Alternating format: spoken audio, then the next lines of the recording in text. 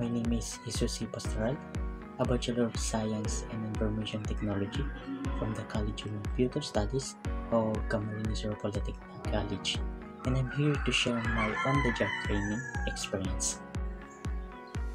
So, for my OJT, bali nagkaroon ako ng opportunity na mag-training sa Quanbi Solution Inc. located in Legazpi City, near siya ng Pacific Mall.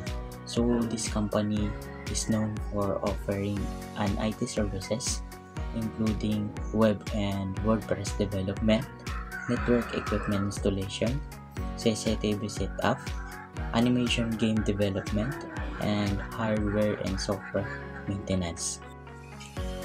So during my training, I was assigned to different tasks.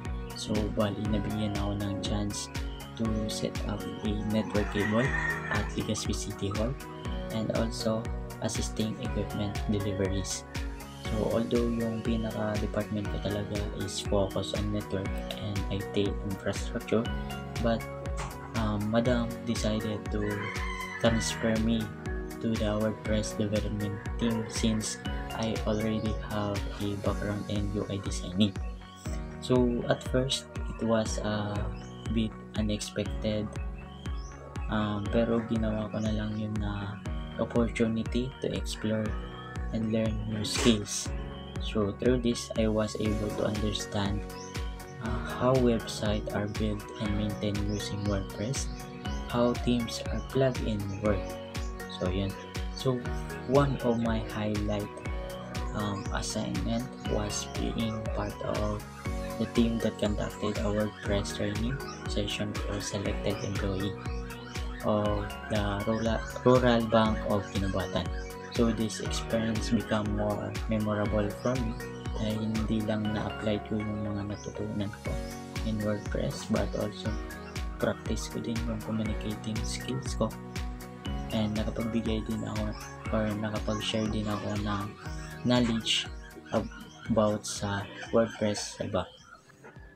So from this experience, so marami akong natutunan at yung pinaka natutunan ko sa training ko is we need to manage our time properly and be more responsible professional setting. So since I was still in WordPress, so inaamin ko na na-struggle ako at first. There are times that I had difficulty understanding the task, which caused some delay in submitting my outputs. So but I realized the importance of time management and being accountable for the responsibility assigned to me, and I learned how to complete the task on time. So this journey taught not only as skills like using our WordPress tools, customizing themes, and managing plugins, but also the importance of being consistent and responsible. So in conclusion, being an OJT training at Quanbi Solution was still a valuable learning experience for me, while I'm facing some challenges, particularly with mentorship. So as my assigned mentor, hindi siya gaano ka-approachable, but I still did my best to learn and adapt. So I hope that in the futures, the mentor can be more open and supportive to the next batch of OJT and provide guidance that will help to grow both technically and professionally. So despite this, I am grateful for the opportunity and the experience I gained during my training. And now, here are quick looks at some of the moments during my OJT training.